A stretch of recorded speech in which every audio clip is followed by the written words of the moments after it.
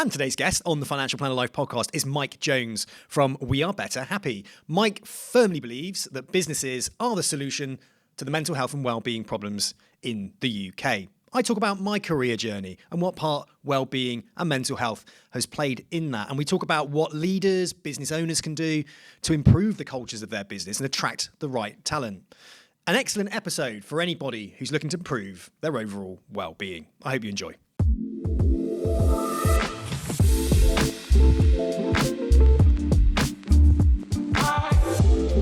Mike, thank you for joining me today on the Financial Planner Live podcast. How are you? I'm great, thanks, Sam. Thank you for having me. That's all right. I'll tell you what, how are you out of 10?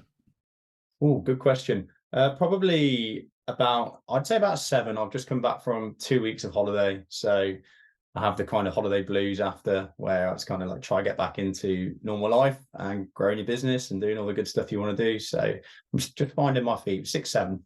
About a 6 or a 7. And what are you doing this week to work on that mental fitness to get those numbers up? So really for me, this week is a big focus on my getting reorientated with my big picture. So I know how my mind works and I've got to be working off a plan. I get a bit kind of demotivated when I don't feel like I'm working off a roadmap. So I've got to reorientate myself with my big picture goals. And the second thing I'm doing, my partner and I, is just trying to get ourselves back into our baseline routine. So we have a baseline routine that we know is keeps our health and our productivity at a good level. And when we're off that, things start to go the wrong way. Sleep starts to get messed up, exercise drops, then productivity drops, then we start spending more time on our phones. So lots of little things drop out. So we're just trying to put a big focus into holding each other accountable and getting back into that routine that we know is our baseline. I love that. And what are you grateful for, Mike? What's the things you're grateful in life right now? So I think about this every day. I'll tell you a funny one that I think about very regularly. When it rains outside, I used to serve in the military. So whenever it's raining outside, as it was last night, and I'm lying in my nice warm bed, I'm always so thankful that I'm just lucky enough to live in a life where I've got a roof over my head and a warm duvet, and I'm not having to wake up in the rain like I did on military exercises. So that's one thing. And I was writing a piece yesterday, actually, about health and well-being, which is a topic we're going to talk about today. And I was writing in the piece that, you know, if you're sat reading this on a computer, you're one of the privileged minority that lives in a wealthy part of the world, that has the opportunity to do the things that you want to do, choose the career or business that you want to go after. You know, these are all privileges. So I think we're all lucky just to live in the part of the world that we do. So I regularly remind myself of that, because our minds are negative, aren't they? So we need to do this. We need to train this gratitude piece. Thank you very much for sharing that. You know, I got up this morning, I was a 4 out of 10, and leaning into what you just said there about routine plays such a massive part in my life in respect of my health and happiness. So when I have a good, solid routine in place, I crave it. I absolutely crave it. Last week I was in London. I had so many good things going on. I was meeting loads of really cool people. I was up for an award. I was networking. I launched my academy. There was all these massive highs that came along. It was my birthday. So there's all these massive highs that came along, things that you're not really sometimes used to happening in such a short period of time. Plus I was away from home. I was away from my daughter, my wife, my little new doggy, you know, my routine, the gym, going for a run. And I find that when that is broken, the week after, it can have a knock-on effect with me. You know, it can make me feel quite low. And as I said to you before this call, having that space where I can ask myself the question of how I'm feeling today out of 10. And if I do score low, I allow myself to sit and reflect on why I'm feeling low. And then I've got some really great friends, and, you know, I just text and I just say, you know, my friend James Stammers, he runs a gym. And I just said, okay, I'm a 4 out of 10 today. And it is the reasons why I think I'm a 4 out of 10. Yeah. It was just that safety zone to be able to express it, see it, explore it, sit with it, and understand that it's absolutely okay to be in that space and to allow it, and that we're only human and sometimes we can't operate all the time on an 8 out of 10. However, I have trained myself so well around my routine that when I'm in flow, no word of a lie, I am in an 8 out of 10 for months. I just go at it, 8 out of 10 for months. However, break that routine, and I have to be very careful because I can get really panicky. I can Yeah. get really worried that, oh no, in the past I'd have seen that as a real, like, oh, the whole world, I'd catastrophize, the whole world's collapsing around me. But it's not. It's just that my routine's a bit it's a bit broken, and I like to Yeah. get back on track. So I love that you're experiencing it. I love the way that you said, mentioned your partner there. Is that your wife, girlfriend, partner? Long-term partner. We share a house together. We're not married. Yeah. Yeah. Haven't conformed to the social norms of marriage yet, but we're a married couple in all normal sense of the term. It's lovely, isn't it, when you also both are on the same page and respectful of each other's routines, and you give space for each other to have the space to work on your routines, and you don't make it all about you. You try Yeah. to also make it about the other person as well, and that always helps me get back on track as well. Yeah, definitely. And I think a good concept to bear in mind for anybody, regardless of where you are in your life or career, is this concept of being sensibly selfish. And this is that you've got to take time for you to do your routine, to do the things that get you into your A game, so that you can be of most use to the people around you. So it's seeing it that way. And if we don't see it that way, I think we end up, especially business owners, right, and senior people that are in management leadership positions, we see it, we prioritize the business or the leadership or the management role, rightly so or wrongly so, neither here nor there, but that's the top priority to us. And then we end up seeing our own routines as something that's maybe getting in the way of doing the things that we need to do for that. So we stop looking after ourselves and we stop doing the things that we want to do. And it's a vicious circle, because then we get moody, we get unhealthy, we become suboptimal, which then leads to us not being the best version of ourselves. Ambition's a good thing, isn't it? Ambition drives us forward to do the things that we feel we're capable of doing and to achieve certain goals. But ambition can also be toxic. You can have toxic ambition. Or what's your views around ambition? Because you talk to a lot of business owners, people in leadership roles, managers within those businesses, and they often can be very ambitious individuals. What's your take on ambition? Do you think it's a good thing, bad thing? How do we manage that and keep that in check, do you think? I think ambition is really interesting, and I should probably start my personal experience. And my personal experience is that I never suffered serious stress or depression until I got ambitious. So before that, before I was ambitious, I was unhappy, but not particularly stressed. I just had this kind of deep underlying sense of unfulfillment that maybe I didn't even know about, which I made up for by drinking, partying, going on holidays, doing all the things that, kind of medicate that deeper sense of something's missing.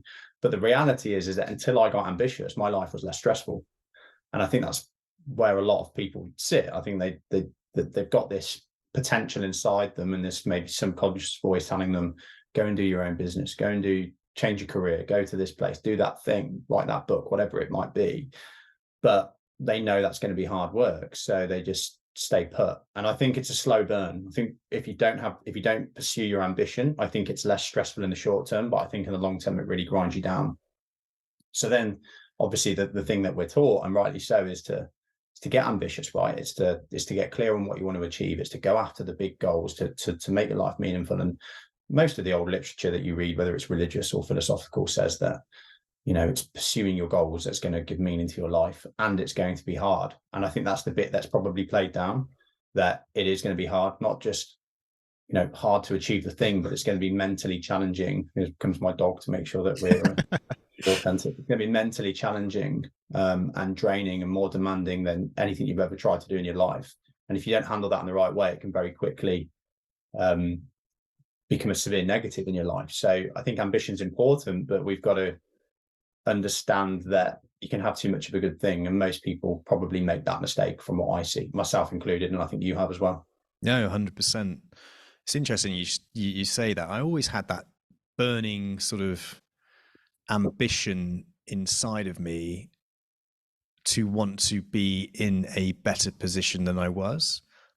One of those things was like knowing that I was more capable, that I was more capable of achieving bigger things than I was doing in my life. So if I went back 5 years to probably the peak of my unhappiness, I was running a company for 9 years, not really feeling like the company was progressing forward very well.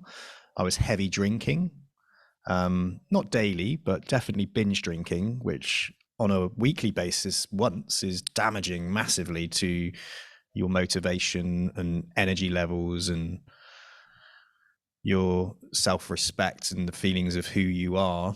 Yeah. Am I really reaching my full potential when 3 or 4 days a week I'm having to fight the toxicity that I've created in my body around drinking too much alcohol and sniffing cocaine or whatever else I was up to at those times. Yeah. Yeah. And there came a point where it had to stop, and that ambition inside of me was almost saying, like, it was turning into negative. It was kind of sending me the wrong way. If you don't stop this, then your ambition is to pretty much exit out of this life. So I know that sounds really horrible and really kind of I dark. think it's common. Yeah, and it was this battle. It was this constant battle between.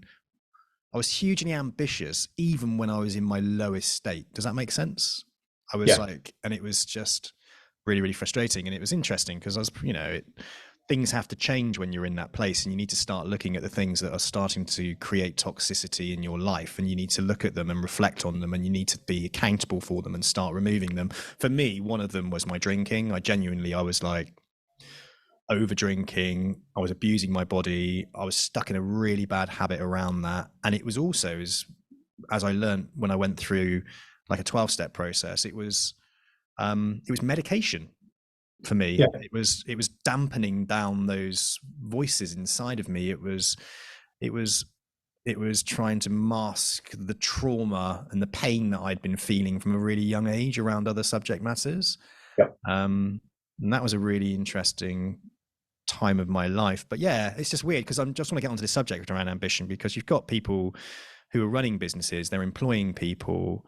They often present on the outside, don't they, that everything's okay, and they kind of keep running forward because they know they've got to keep running forward. But inside, they're dying. They're really stressed. They're maybe not living. They're not maybe not living to the standard that you think they should be living around their health and well-being. Yeah. And it's having a negative effect on themselves, their families, but they can't quite know how to pull away from it and make a change. Yeah, I think it's such an important topic. And I think what we do in the Western world is we glorify um, super high achievers that might potentially be quite unhealthy.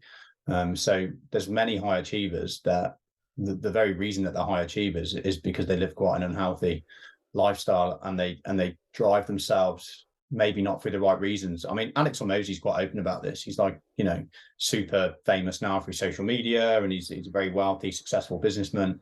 But one of the things that he talks about is actually, one of the common themes of people that achieve what he achieves is they've just got this ongoing sense of inadequacy, that they're not good enough. So a lot of what they're doing that's driving them to achieve what they're achieving is they don't feel that they're good enough. And I think no matter what you achieve in life, no matter how many yachts you can buy, if getting there because you don't feel like you're good enough, you're never going to feel happy, because you're never going to get to a point where, right, my business has made this much now, so now I feel like I'm good enough. You just keep moving the goalposts. So I think I wrote a piece quite a while ago discussing this, actually, and it was trying to help people understand their goals, because I go through this same thought process with myself, and I use an analogy of, when you're pursuing a goal, imagine that it's this, you're on a journey, you're climbing a mountain, right? And the goal is to get to the top of the mountain. And what you've got to think about is what's driving you on that journey. So ideally, it's the desire to get to the top, because for whatever reason, a genuine intrinsic desire to get to the top because it's aligned to your values and your purpose in life. That's good. But what a lot of people are is they're running away from a tiger up the mountain. And that is, you don't feel like you're good enough. You feel like you've got to prove yourself to somebody. You feel like you've got to do this thing to make your parents happy, or whatever it might be. So if you're doing it to run away from something, I don't think it will ever make you happy. Or if you're not doing it because you're scared of failure, then you're kind of being held back by a donkey. Yeah, so you've got this donkey that you're trying to put up the mountain towards this goal that's important to you, but the donkey's going, well, you don't really need to go up there. Life's all right as it is. Is it worth the stress? Because it's going to be stressful getting up there. We kind of know how things are. And I think that's probably where you were at with your first business. It was kind of you knew you had ambition to do more, and you knew you had more potential, but your donkey was saying, well, just kind of stay here. And in the short term, it's easy to justify that to yourself. It's kind of like, well, yeah, actually things are all right the way they are, and life's not too bad. But if you don't listen to your kind of genuine subconscious, which I think is what you do now, and I think that shines through very clearly, there's a deep sense of unhappiness that builds up over time, which is going to manifest itself in self-medication through drinking, alcohol, drugs, whatever it might be. So yeah, I think you've got to be really careful to think about what's driving you. Is it a genuine desire to get to this new place, to achieve this thing for genuine reasons? Or is it a fear of not being good enough or trying to please people? Because if it's the latter, I don't think it's going to make you happy, and it's going to probably lead to you working in an unhealthy way. And then if you're stuck somewhere, you've got to ask yourself, well, is it because actually I am happy where I am, I'm just going to make peace of that? Or is it because I'm scared of the challenges that will come with trying to pursue my true goals? So yeah, I think it's I think that's something you got to do. You got to dig into your whys and get really clear on them. It was interesting what you were saying about the subconscious side of it there, because I didn't really truly understand what my subconscious was and how it was directing my life until I gave myself space to be able to communicate with it. And that was really interesting. And I wonder how many people are sat in a business running it that have yet to explore the inner depth of who they actually are, Yeah. and what is driving them and for what reasons. Yeah. I mean, avoidance of fear, avoidance of pain, seeking pleasure being pretty much two of the major things that as humans, since amoebas have evolved, is what we're all about. Avoid pain, seek pleasure. Yep.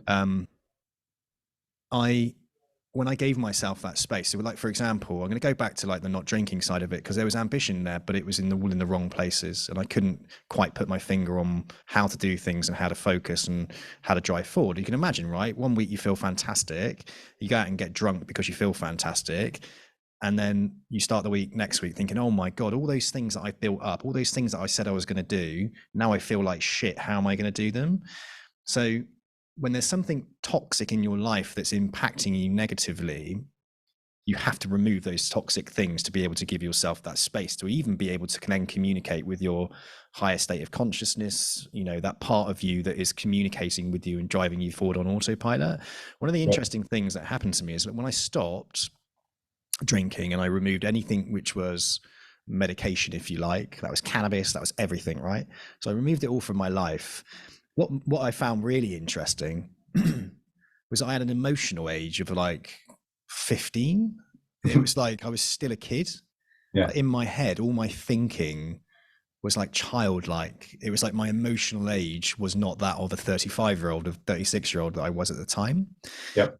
And when I started to explore that part of my thinking and started to actually recognize what it was, and I think some psychiatrists, psychologists, etc., call it like the shadow self. This thing that drives us. So if you're a really fat man, for instance, and you lose a load of weight, do you all of a sudden become happy? Does the voice inside your head change, or is that voice inside your head still that fat person? Do you still think like a fat person, even though physically on the outside you might be in peak top condition?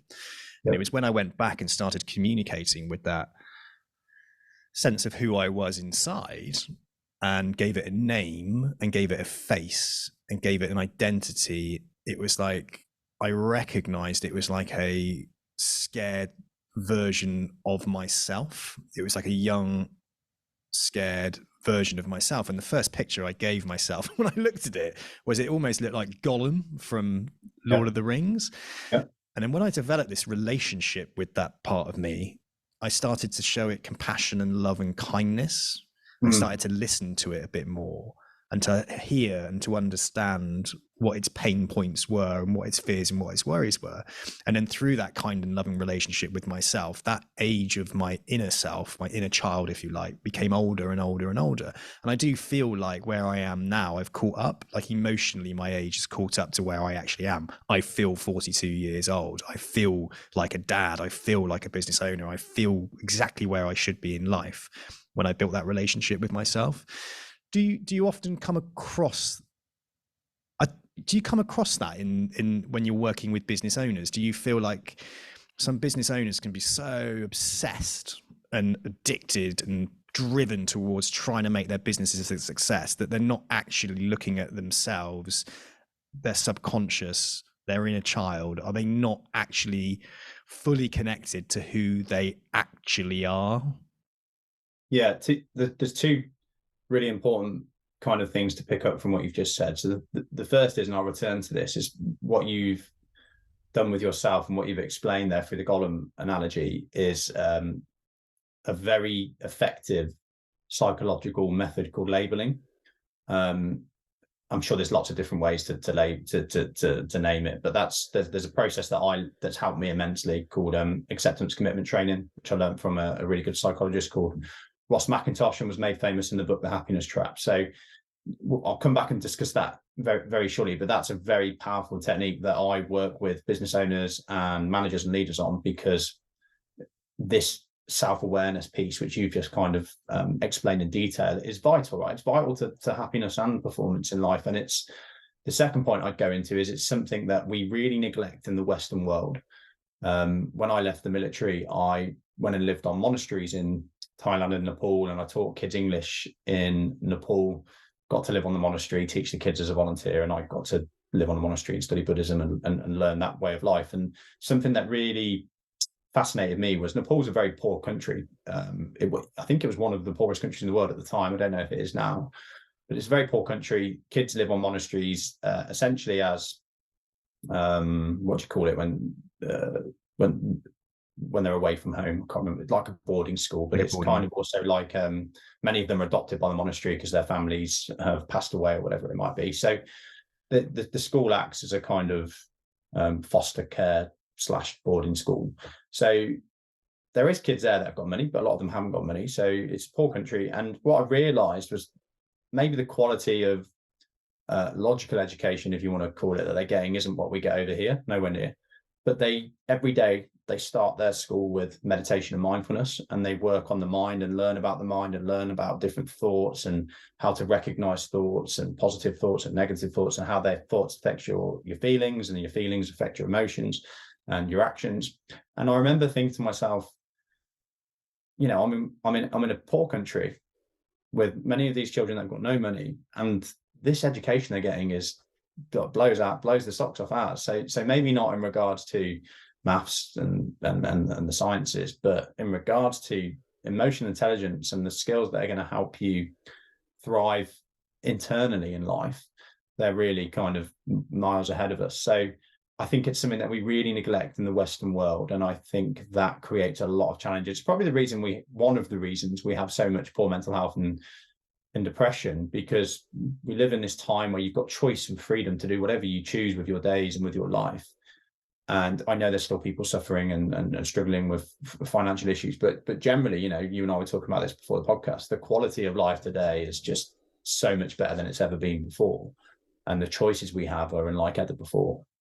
And the freedom we have is unlike ever before. So we've got this choice and freedom in our lives. But if we're not aware of who we are and what's going on in our own minds, we can't grab those opportunities. We can't make those choices. And we end up just feeling stuck and unhappy when we know we've got this opportunity. And I think that makes us even more unhappy. If we didn't have the choices and the opportunity, I read Road to Wigan Pier by George Orwell, which is maybe in the 60s or a bit earlier, and it's like maybe the 20s, and there's mass unemployment, and so many people in the UK something that really struck me was they knew they would never have a job. They knew they had never had the prospect of being able to work and provide for their families, and this, and it was mentally upsetting for them, because they just knew life was limited. They didn't have the choice. But I think with that, I would definitely want to go back to that. But with that comes a level of peace, because it's kind of like, well, there's nothing I can do, so I'll just go about my days. Whereas I think today, most of us know we can make these choices. We can make things better. We can go for the promotion. We can do the course. We can learn that thing on YouTube. So we know we've got these options available to us, but we don't choose to pursue them because we've got a golem in our head telling us we're not good enough. And even though we know that's not us completely, it's just a part of our psyche, the shadow self, whatever you want to call it. when we let that win, I think it makes us really unhappy over time and creates a lot of stress in our life. Something that I see commonly with business owners and managers and leaders is the avoidance of conflict. And I'm guilty of this as well. And even if it's just little conflicts, if it's a big values clash with you, so if it's a member of staff not behaving in line with the values that you uphold in the company, or even I had a big conflict with our business partner where our values are just out of whack, and I had to address it, but I was putting it off because the golem in my head was saying, if you have this conflict, it's going to turn into a fight, it's going to get aggressive, there's going to be danger, all of these silly things that are irrational. But that's what childhood Mike had learned, that conflict was bad through a variety of situations when I was younger. So I was listening to, even though I was a grown man, or I'm a grown man, I'm listening to the 4-year-old Mike or the 7-year-old Mike that's going, oh, don't have an argument with somebody. Don't say if you're unhappy with a thing, because that's going to result in bad. So I think we don't do that because we don't go through this basic process of emotional intelligence. And when we do, like you have, it's transformational. We start to realize that much of the stress in our lives is created by these 7-year-old versions of ourselves, or these ulterior versions of ourselves that we're letting dictate. And they're actually the thing that's holding us back. They're the thing that's making us stressed. They're the thing that's making us unhappy or not make progress in areas that we should. And if we can recognize them, which most people don't, you took the time to step back and actually recognize it. If we can first of all recognize it and then work with it to stop it from dictating our lives, we unlock this whole level of potential in our lives that we maybe didn't know was there before, we did know but didn't pursue. I love the analogy false evidence appearing real, that fear. So fear, false evidence appearing real. Like, forget everything and run. Yeah. Ian Brang, wasn't it? I'm not sure. I'm terrible at remembering. I've got the quotes, I just can't reference them. Ian Brang from the Stone Roses wrote the song FEAR, which is fear. Then he goes through all these different acronyms for fear. And I think it's just a really, really good song.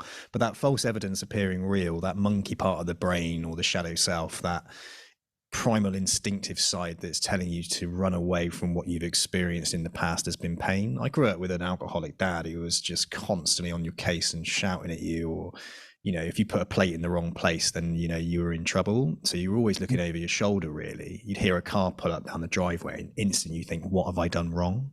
Yeah, and I think that kind of disciplinarian working, living with somebody when you were younger, when you were developing, that's how I then went on in my life. And that, you don't realize that the environments that you grow up in, or the environments even in your when you're older, during your 20s, where are you working, what's the environment like? Because those environments can really change the way that you think, the patterns of thinking throughout your life. And when I recognize that, oh wow, like these are things that I learned from a really, really young age, and they're still with me today.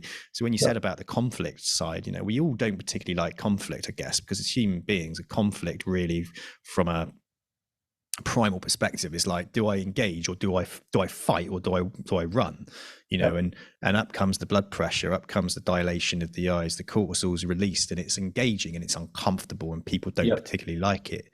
But often now I see it as this, well, what's it telling me? What's it telling me? What's the lesson I can learn from this? And what resolution can come from this conflict where we don't have to feel that again?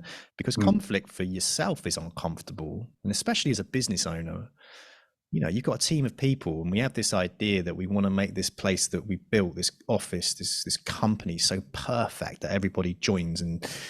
But there is always conflict. There's never perfection. There is always going to be conflict, and we want to create an environment where conflict is recognized as not as a negative thing, but an opportunity to change and develop and build a better business or a better environment for us all to live in. But it's complex, isn't it? Because we're all different, and we've all got our different experiences in life and how we've grown up. But we live in a society that's demonizing any form of conflict, which is terrible for mental health. So anybody says anything that anybody doesn't like, and the media jumps all over it, and pulls people's careers from underneath them, and chastises them, and that's creating this undertone in society where people are scared to say what they think because they might be demonized. And that's terrible for mental health and terrible for culture, because if you can't say what you think, and you're not allowed to offend people, not consciously to upset people, but to share your opinion that will always differ to some other people's opinions, you create a culture where people are scared to talk, are scared to have conflict, are scared to be open about what they're thinking, which just creates a toxic environment in the end, because everybody's unhappy and not talking about what's really important to them. And also we as individuals, because it's an individual thing at the end of the day. If we're minimizing those things and we're not dealing with them, therefore we're carrying those rocks in our backpack constantly, aren't we? And are we really ever dealing with those issues? And once we look at it, this is what I always like to do. I always like to reflect. So if I have a fear or if I have a resentment, I like to write it down and I like to look at it and I like to materialize it on paper, because it's no longer in my head. It's no longer on my thinking, on those neurological pathways that I've created over the years. It's outside of myself, and I'm looking at it objectively. And I take a good hard look at the fear, and I think to myself, false evidence appearing real. Is this real? Is this fear justified? And if it is, what part of myself is being affected? Is it affecting my security instincts? Is it affecting my pocketbook? Is it affecting how much I earn? Is it affecting how I am perceived by others? And when I take a good hard look at it and I recognize and I identify it, then it's like, right, okay, so it's real in the sense that it's affecting your primal instincts, but is it as painful and as worrisome as it should actually be? What can you do to get over this right now? How could you resolve this? And whenever I do that and I look at it and I resolve the situation and I look at it head on, the feeling actually of something leaving me is amazing. It's like someone's taken a rock out of my backpack and I can move on. And when you look into things like neuroplasticity and the ability for the brain to rebuild new neurological pathways and to evolve as a human being and to change, a leopard never changes its spots. These are the types of things that people actually say, isn't it? But actually, when you do those typical types of things and you do that self-reflection work and you work through it, and you get help at certain times as well, if you can't work through a certain subject matter, you do evolve as a human being and you do change. And I think, God, if I go back 5 years to who I was running this Recruit UK business to where I am now, and also how self-reflection, a deep dive into my personal well-being is now permeated across my business. I had to make those changes. If I didn't make those changes, my business would have remained a toxic environment. And it was a toxic environment. And I took responsibility of the fact that the toxicity, whether I like it or not, as a business owner, it did come from me. It really did come from me. And I think when we do these things as business owners, it really massively impacts the business, the culture, the well-being, and where we're actually heading. And it also helps those within the business recognize that, look, it's not shameful or guilty to have conflict. It's not shameful or guilty to have problems. What's difficult for you is that if you hold on to it, you're not ever going to evolve. You're never going to be the best version of yourself, that higher version of yourself that you want to be. Have you come across that when you're talking to companies? I know that you advise a lot of businesses, business owners, leaders, managers. When they start to work on themselves and they start to reflect a little bit and make changes personally within themselves, are you seeing changes and transformation happening within their businesses? Yeah, 100%. So whether it's a team and it's the manager, or it's a business and it's the owner, the culture that is created by the psyche of the person that's in the leadership position. And some people don't want to agree with that, but it's absolutely true. And the reality is that if things are not going the way we want them to, or our culture's getting a bit toxic, or people have got a fixed mindset and they don't want to grow, whatever it might be, our initial reaction is to try and blame others and the external. But it's always the person in the leadership position. So it's like, and a thing that I like to teach myself and others is radical ownership. So before you start blaming everybody else and labeling the problems out externally to you, ask yourself, what role have you played in this issue? And normally by the time they've really honestly done that, they realize actually this is completely me. So let's say it's an example where we've got a team member who's toxic and they're negative and they're bringing the other people down. Like, well, what role did you play in that? And we'll normally find, well, I employed that person, so I brought them on. Okay, I haven't fired that person, so I'm enabling them to stay here. I've let their behavior be the way it is for months, and it's just become normalized. And then I'll ask, okay, well, what could have prevented that? How can you create a culture that doesn't happen? What can have a really clear set of values that are upheld and talked about weekly?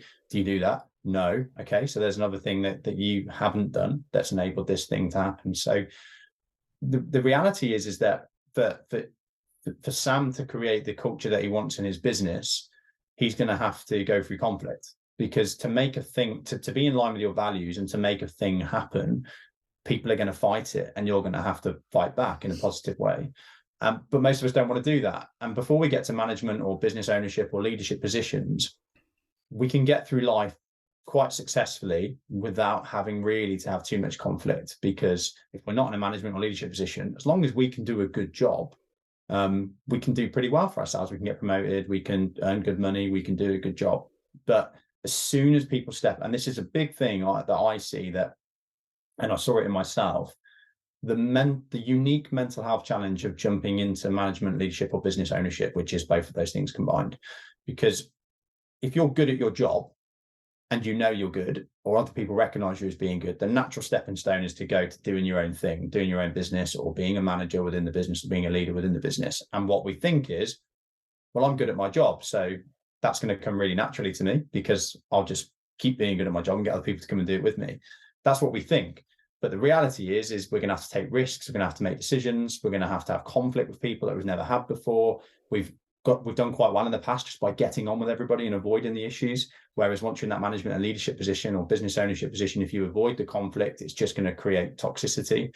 Most of the teams and businesses that have got a toxic culture, not always, but most of the time, it's not through anybody's malice. It's through one person that's just scared of addressing the issues that need to be addressed to make it the way it needs to be.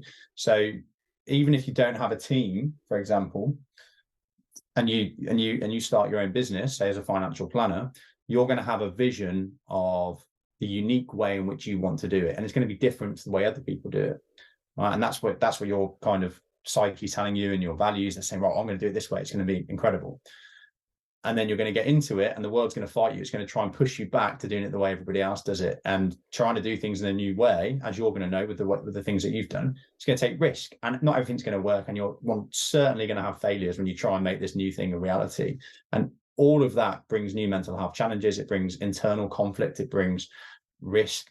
So if we don't learn about our own psyche and learn to recognize this part of our brain, or our minds, which are trying to hold us back from taking risk, which are trying to hold us back from taking conflict, if we don't recognize that, we're going to set ourselves up for a lot of heartache and stress and pain.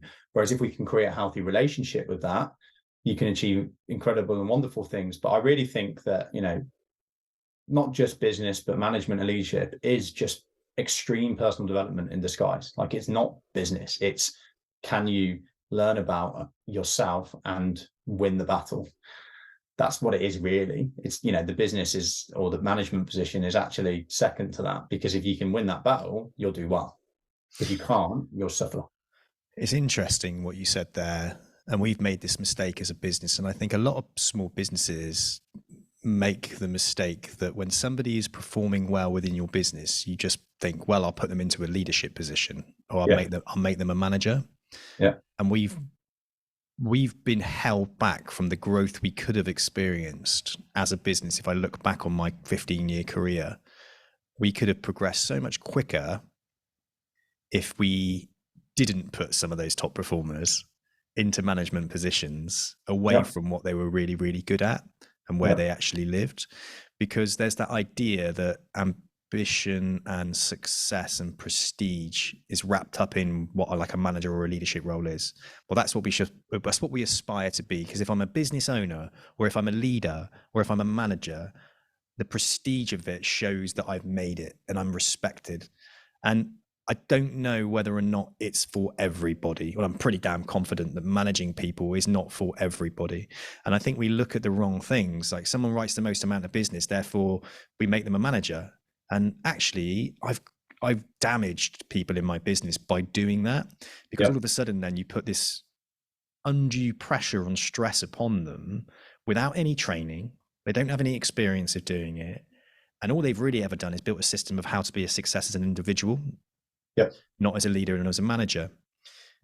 and it's hugely damaging. And I think a lot of small businesses make that mistake, I think. And I've spoken to a lot of Not just people who small make that businesses, mistake. Sam, big businesses too. Big, massive, well-established corporates, including our government, make that exact mistake all year round. Yeah, and I call it the I've got an analogy for that. So it's you've either got a policy of a revolving door or you've got a policy of an escalator. So the revolving door policy is people come into your business or your organization, they are standout good performers, potentially good leaders, get recognized, get promoted to leadership positions with no training or development, personal development, and find themselves in that management leadership role, struggle, hate it, and then leave. So that's the revolving door policy. And you've got basically what you're doing is, and most businesses do this, it's incredible, right? Most businesses guide their best people into management positions, leadership positions, don't train them in the right way, and then they leave. Normally within 3 to 5 years they leave, and the reason they leave is because they're not thriving in that position, and these people that like to thrive in their professional careers, that's why they got there.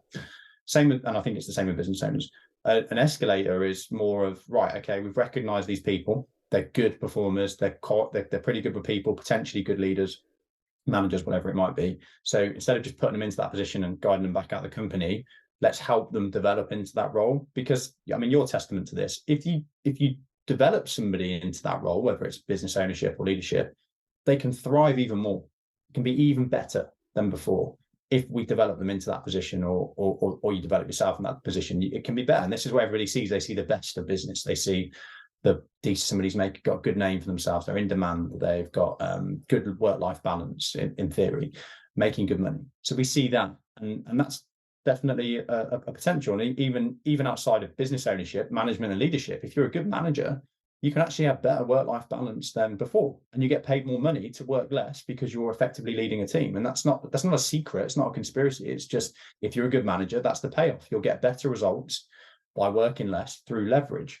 But somebody needs to train you to do that and support you in that process. And a lot of it is this personal development piece. And it's very similar, the journey from employee to manager to as employee to business owner. It's actually very similar. I'd say the business owner piece is more challenging because there's more pies you've got to have your fingers in and more plates you've got to spin. But the personal development piece is pretty similar. It's like you've got to move away from you being the person that does everything. You've got to move away from being scared of conflict. You've got to move towards being visionary and strategic. You've got to move towards leveraging people and not just yourself. So there's all of this kind of stuff that comes in. There's a really interesting, I'm in a really interesting place at the moment because I get to advise my recruitment business. I don't have to work in it. Yep. So I've developed the financial plan of life, which is separate from Recruit UK, which is my recruitment business. So I get to sit on the board, I get to sit in director level meetings, and I get to look at what's going on and make suggestions. Yep. And that's like that's where I'm best suited. That's my, top level type thinking. Visionary. Yeah, that's where I'm best suited.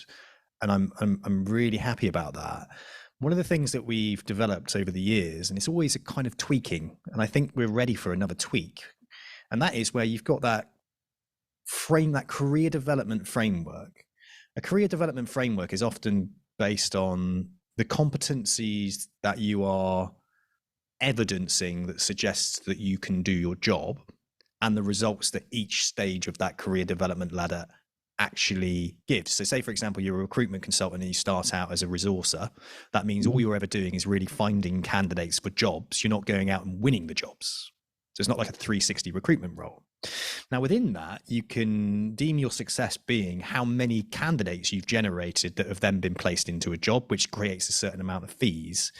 And then you could look at, well, what skills have I learned during that? And am I doing them on a regular basis? And then kind of the competencies of the role. But what I want to run alongside it is this personal development plan. So that's different, isn't it? It's different from the competencies of doing the job and the results that the job actually give. But it's also, look, what are you doing to manage your personal development at each stage? Because at some point, naturally, as human beings, we will want to evolve. And we probably 80% of the people always want to push up to the next level and push up to the next level. But we need something in place that supports them to push up to the next level. Now, as a business, we do care about well-being. So we're a B Corp, people, planet, purpose, big deal. Mental health's a really big thing. We've got, counselling for 8 counselling sessions, and they're experiencing anything but counselling sessions. Quite recently, I sent a girl off to what's called the Red Tent in Newquay, like a women's group, like a really spiritual women's group. I sent her there because she opened up and explained to me some things about her past that my wife has also experienced, and my wife took her along. And that was, to me, like going above and beyond for an employee to help their personal development. And she was also in the wrong place on the career ladder for her skill set, which was actually, when I reflect on it, our fault for pushing her through the process far too quickly. So I want something that runs alongside our competency and career framework that actually also covers personal development for each of those people as well. Yep. You're a firm believer that well-being and mental health, whether that's anxiety, depression, all the things that are very prominent, you hear about all the time in the newspapers, social media, that there is an epidemic, there's a problem, right? And there is a problem. You're a firm believer that business owners, businesses are probably one of the main places within our society that could actually alter and change the well-being of our country, our people. Would you say that that's true? Yeah, 100%. Yeah. I think that's exactly right. And I think it's a win-win, and it's just a new way that we need to look at it and think about it. So if we think about why is well-being such an ongoing issue, and I certainly think it's made worse by the fact that the media likes to label it, and once it's labeled, we can talk about it all day, every day. And I'm sure there's a lot of people that are sat there going, my well-being is absolutely fine, I'm sick of the internet telling me it's not. Yeah. So be realistic about that. But I do think we have, especially with the younger generations that are coming through, we've got increasing levels of poor mental health. And there's lots of statistics that prove this. The suicide rates amongst men under 40, well, amongst any men is too much, but men under 40 in the UK is terrible. Terrible mental health statistics around the youth of today. So we know there's an issue, and we've got other data such as increasing levels of obesity, the leading causes of death being preventable, heart diseases, strokes, things like this, which are significantly contributed to by lifestyle. So we know something's going wrong, and we know it's a societal problem, not an individual issue, which is really important to understand, because I think if you are struggling with your health and you realize that, okay, it's quite normal in our society, you can take that blame off yourself. Even though you do have a level of responsibility, it's certainly not all you as an individual. We didn't just, depression and obesity have gone up significantly since World War II, since the introduction of mass processed foods and mobile devices and the internet and mass media. So we know there's correlations between those things. So if we really look at it and step back and go, well, what's going on? Why is this happening? I like to look at it and think, well, what's changed, and what do humans need? So I do a combination of looking at history and also looking at the world's longest lived, healthiest community. So there's some good literature with Blue Zone Solutions, which has now just had a documentary come out on Netflix, which is really cool. But he's written a book as well, Dan Buettner, and Healthy at 100. John Robbins, all about like these cultures around the world where people live for a long time. And what's the commonalities that we see in those cultures? Not just that people live long, but healthy lives. And then compare that to what's going on in the UK. So sounds complex, but essentially the world's longest lived, healthiest communities, some of the commonalities across them is they eat a whole diet. They sleep naturally. They are very closely connected to their community. Most of them, in fact, with the Blue Zone Solutions, as bar one of all these communities around the world where people regularly live to over 100, subscribe to some form of religion or spirituality. And a nice fact as well is most of them drink red wine with dinner. So it's certainly not just you can't have alcohol. I don't really drink, and I know you don't really touch it either, but they do. So it's not a case of like that's black and white. So I think one of the biggest problems, well, in regards to our physical health, we know that the world in which we live now actively encourages poor physical health. It encourages us to eat crappy foods because that makes money. It encourages us to drink Coke and all these other fizzy drinks because that makes money. It encourages us to sit at home and be lazy and go on our phones and watch films and all that because that makes money. So there's a lot of money in poor health, and then there's money in the drugs that people need once they're unhealthy. So there's no conspiracy theory here. It's that poor health is profitable, and if it's profitable, it's going to be marketed to you. So you're up against that. So you're being encouraged to be healthy by the marketing machine. So you live in an environment that encourages bad health. lifestyles have changed to be more mentally demanding and less physically demanding. So we've got more, all of us, right? We've got more to think about and more to process in our minds, and the world's changing quickly in our jobs. And we, generally speaking, move less as a general necessity of life. So it's not providing the basic level of health anymore. And then this big piece, and this is where I really think that the businesses play such a vital role, is religion's become less popular, especially in the UK since the introduction of the internet and science in general. People are less subscribed to religion.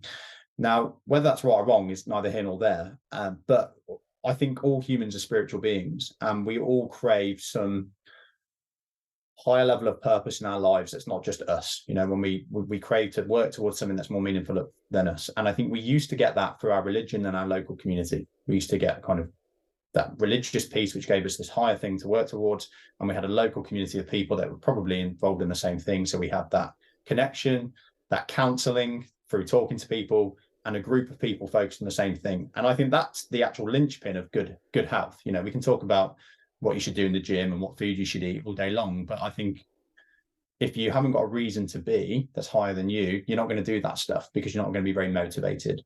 So obviously there's tactics and tips that we can use for health, physical health and mental health, and we can go through those, but there's a piece that comes before that, and that is, does a person have meaning and purpose in their life? Do they feel connected to a community? Do they have a thing that that's bigger than themselves, that makes them feel good about themselves? And I really started to get insight into this when I had my transformation, which was after the army, probably not too dissimilar to yours. And I started reading a lot of Buddhist literature, and I read a book by the Dalai Lama called The Art of Happiness. And there was something he said in that book that basically his philosophy is the meaning of life is to be happy, and that we are happy when we are being useful to and helping others for our own unique strengths and talents. And I was like, well, yeah, that's pretty much it to me. Before that, I thought, well, to be happy, I have to be hedonistic and drink, travel, chase the opposite sex, do all those things. But that's just hedonistic. That's never gonna, it's short-term pleasure, not happiness. So then this reframing, it's like, okay, well, that's what happiness is. When we help others, we feel good about ourselves. And if we can profit from doing that, we get to make our own lifestyles, feel good about ourselves, and help more people, which is why I think business is fantastic. But not everybody wants to own a business, so that's fine. So back to that. So to be happy, we need to be helping others, making a difference to other people's lives and doing something bigger than us. We used to find a lot of that spiritual fulfillment through our religion, okay, and community work that religion brings about. Not as popular anymore. So I think people have got this massive spiritual gap in their souls, and they're searching to fulfill that through their work. Hence the reason there's so much more interest in company vision, company values, corporate responsibility, being B Corp. That's all of this stuff's going up, and that's because people are looking for meaning and purpose through their job, not just a paycheck.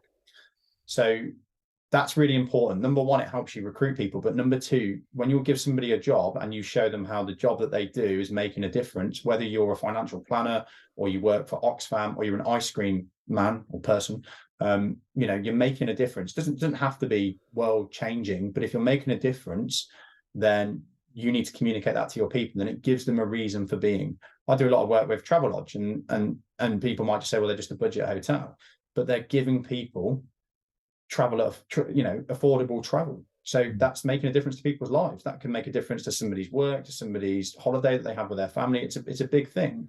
There's the story with the guy at NASA who JFK did a tour of NASA late in the evening and saw a guy mopping the floor. And he's like, why are you mopping the floor at 10 p.m? And he said, I'm not mopping the floor. I'm helping put a man on the moon. And that's what the company were doing. They were working towards this bigger purpose. So I think people are lacking this spiritual component in their lives. I think the youth of today can just sit at home and work on their computers, and they just don't feel like they've got meaning or purpose. And the workplace, if it's communicated in the right way, can perfectly address that. It can get clear on what its mission is and what its vision is, communicate that to the right people in the right way, attract the right people, and then show people through their work how they're making a difference and how they can do more of that, which gives people meaning and purpose. And then when they've got meaning and purpose, what we can also do on top of that is create our own environment that supports physical and mental health. But you've got to do the purpose piece first, because that gives people the reason for being. It charges their battery. Look at you, look when you see a business owner or a manager or a leader that's really aligned and they're really on it. It's like they've got this unstoppable battery. People envy them. They're like, look at what Sam achieves, and they're like, how does he do that? And it's because you know what your purpose is and you know you're moving towards it. So you've got this energy force that's kind of like Iron Man's thing, and people just envy it. But it's not that you're a superhuman, it's just that you're super in line with your purpose. So your spiritual need to make a difference in the world that's bigger than you're achieving through your business, and it makes you healthy, it makes you happy, it gives you energy that people envy, which means that you then have the time and the focus to go and look after yourself. And it also means I'd be willing to bet that the reason, or part of the reason, that you look after yourself so well is because it's going to help you perform better in your job. So actually the reason that you're being healthy is because that's what helps you move towards this meaningful and peace and purposeful thing. So I think if businesses can communicate their meaning and their purpose and attract the right people, and on top of that, create an environment that normalizes being healthy and helps people with their physical and mental health, because the general environment of the country is unhealthy. So you need to create your own micro one. You're giving people energy and purpose, and you're guiding them to be healthy, and you're giving them a community. It's like tick, tick, tick. And then the business gets better retention, better recruitment, better levels of productivity, less levels of sickness, better levels of innovation. So it's a win-win for everybody.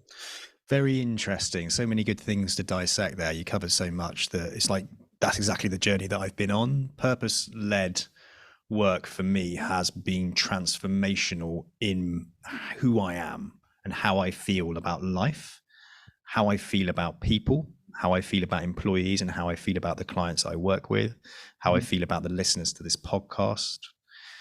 I created the Financial Planner Life podcast to give back, because there were so many people that wanted to understand how to get into the financial planning profession, but didn't really understand what the job actually was or how to do it.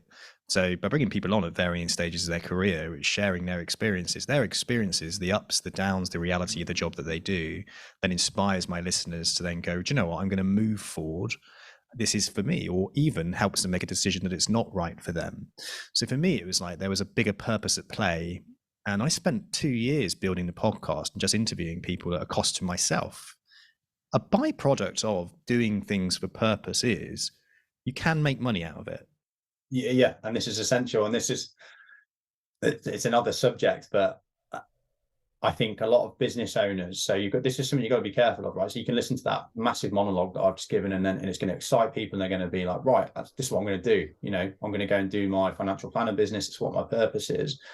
And I made this mistake with my first business, right? We can get so focused on that purpose, which is absolutely the right thing to do, but we neglect this other thing, which is called profit. And you tend to have two people in business. You tend to have, generally speaking, the very good business person, business minded, that's just good at profit, right? And they even if they're not passionate, purpose driven, they can make a thing successful, although it probably won't stand the test of time if it hasn't got passion behind it. And you've got the purpose driven business owner who, like I did with my first business, is so focused on the purpose that we neglect the profit piece. We're like, I don't need to worry about that because I just want to help as many people as possible, and everything else will take care of itself. And then you get lots of business owners that are burnt out, because for your purpose to grow, as you know, and for you to reach as many people as possible, at some point you need to start making money, because the money fulfills the purpose and enables it to reach more people. And for most business owners that are what I'd say purpose-driven business owners at the expense of profit, what you have to do mentally is work on yourself and go, well, how will the profit support the purpose, and link the two? Yeah, absolutely. Mine was like, because I already had an income stream coming in from Recruit UK. I'm an owner of a recruitment company. It's turning over a level of income. There was a budget there for marketing. Yep. So it made total sense to me to create something that I felt was purpose driven and I had a passion for, that I felt that I was helping others. I then had that as my driver, but then knowing that I had a budget to use for marketing, and then using the Financial Planner Life as the marketing wheel for Recruit UK. So one hand washes the other. The more people that listen to my podcast, the more content I create that I can use on my LinkedIn to raise awareness of the great things that I'm doing in respect of the profession, of which I am passionate and I want to do, because I know that a knock-on effect of attracting more people into the profession, moving people around into better jobs, for instance, is going to have a profound effect not only on themselves, but their families, and also the clients. There's a big advice gap. People aren't accessing financial wellbeing products. They can't afford it. So through my sort of marketing wheel, I was able to promote that, knowing that I was doing good, knowing that Yep. I was helping people in their careers. And I get message after message saying, you've really, really helped me. Thank you so much for the content. But also tying that with the fact that it's the marketing wheel for Recruit UK, elevated Recruit UK as a brand. So that's what happened when I set up the Financial Planner Life podcast. For me, it was about creating a business for purpose, and the purpose for that was being able to help people develop their careers within financial planning. And the knock-on effect of that is they're happier, B, they understand what the profession is actually like. So maybe they're coming in at the right time in the right way, and they're not wasting any time. When people are happier and they're finding good, meaningful work, then that has a really positive knock-on effect to their families, to their social environments. Maybe they live a happier life because they're in a profession that fulfills them. But there's also a deeper sort of purpose as well, and one that is my vision, really, if I'm completely honest with you, is there is an advice gap. There's a 95% of the population out there that just can't afford the financial advice. And to me, I feel like the mission that I'm on with Financial Planner Life, the biggest vision I see in my purpose is to reduce that advice gap and to be able to, bring more people into a profession that can solve the advice gap. And I hope those individuals that are coming in are going to be innovative enough to develop new products and new charging structures that gets them in front of 95% of the population that can't afford advice, and making it more affordable to them, whether that's through technology or whatever. I actually met up with a guy from Monzo, one of the co-founders of Monzo, last week, and pitched to him an idea around a business within financial planning. And he really liked it because, my vision and my purpose was about helping people, and it wasn't just about profit. There will be profit off the back of it. It's a byproduct, but you can have a force for good in a business that does pay you a really lovely income as well. I think if I focused too heavily on money, and that I come in the world, I've always worked in recruitment, right? And you used to hire people and say, how much money do you want to earn? What kind of car do you want to buy? What do you want to spend your money on? And every question was really about someone's drive and enthusiasm to earn money. And that is important. We work in a sales-based environment. But these days, we're looking for high levels of trust. We're looking for individuals that have got more than just the need to want to earn money. And we question and ask them about purpose. Like, what in your life are you really passionate about? What would you like to change? Because the role of a recruiter, for instance, isn't just about knocking somebody into a job and saying, see you later. The knock-on effect is huge if you do it the right way for both the business and the individual that you're supporting and helping them get into a new job. And I just love that positive impact that work can have. And financial planning recruitment, to me, is full to the brim of purpose. And when you're aligned to that purpose, you feel happy. And my staff, I feel comfortable and confident. I think they are very happy in my environment. That, this company that we've built, they buy into my vision, and they love the Financial Planner Life and the impact that it's having. So those types of things, I think you're spot on there. When you align purpose, profit can flow, but you can spend too much time trying to fix everybody or trying to fix everything. It's like, you get those people, they spend their whole time being charitable. It's a great way to live your life, but are you giving too much? Are you giving way too much? And is your cup itself being filled up? And I think there is a level of energy that you have that you can give, but needs to be replenished through reward. And I think that's something we need to consider. Yeah, and I think, and I might be wrong, but I think if we zoomed out and looked at your life from a big kind of picture perspective, I think you'd see that, at that time, you've obviously always been aligned to some form of purpose because you stayed in the same space, just in a different regard. So you certainly were in line with your purpose, but maybe in that time when you were struggling, that self-awareness piece wasn't there, and that purpose piece was being held back because yourself was getting in the way. And then you've kind of like gone through that period of self-discovery and self-reflection, and what you've done is got them out of the way so that you can be more in line with your purpose. And then all that's happened is you've got happier and you've achieved more. And I think what happens with most business owners and managers is they've got this vision, this purpose piece that's bigger, but the golem inside of them is saying, oh, it's hard work, that, and they get pushed into being a commodity. You know, most business, if you look at financial, what you do, it's different, right? It dares to be different, which brings new opportunity, but also brings risk for you, and you have to push to make that happen. You have to create a kind of innovative growth mindset environment. But that's not easy, and that's why you need that purpose and that vision, because if you've got that big vision pulling you, you won't settle for anything other than being different. But it takes confidence and it takes self-awareness, and you've explained in detail that personal journey you've had to go through to realize your own mental kind of barriers that you've had and how overpowering they were, and you've had to do a lot of work, the 12-step process, to get away from the alcohol, and to which is really, the alcohol was probably mainly just there to deal with this voice that you weren't dealing with very well. So it's get away from the alcohol, but really what you're doing was creating a healthier relationship with your golem.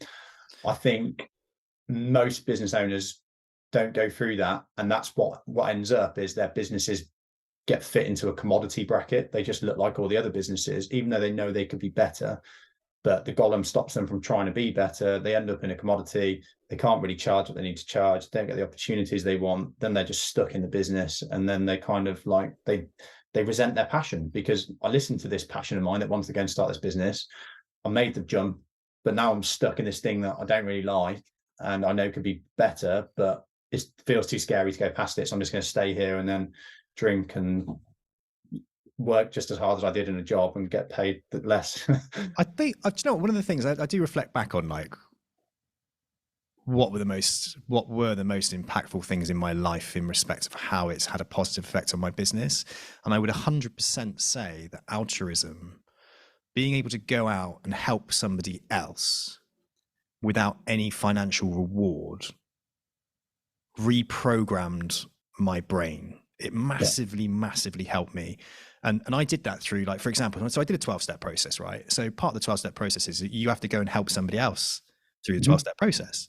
You know, one of the most amazing things that I had happen to me was a guy who spent 25 years on the streets of London, injecting heroin, crack cocaine, drinking ridiculous amounts of alcohol. He lived for 25 years on the streets of London, but yet he was the man who took his time to heal me and to help me. And that blew my mind. The guy that I would have walked past on the street, right, and not even thought about, and thought, well, he's there for his own problems, his own reasons. I won't ever get that bad, or that won't happen to me. But he was like clean and sober, and he was dedicating his time and energy to fixing me and helping me get over this problem that I had with my thinking and drinking, right? And that to me was like, wow, that was an eye-opener. So I was driven to go through these steps, because the final steps are helping somebody else. How can you help somebody else if you haven't helped yourself? But what happens when you help somebody else, if you go through this, again, this whole transformational change, because everything that you've learned from listening, all of a sudden you're then, in implementing, you're then doing it for somebody else who's at the beginning of their journey. And that's when the true learning happened for me, and the true transformational change happened. And none of that I made a penny out of. And trust me, when you're in that place, you're thinking, oh my God, I've just stumbled across something that could make me loads of money. I'm going to go out and set up an alcohol-free business that isn't 12 steps, that isn't like some secret society that people don't want to join called AA, because it sounds awful at Alcoholics Anonymous. So I was like, I'm going to do this and I'm going to do that.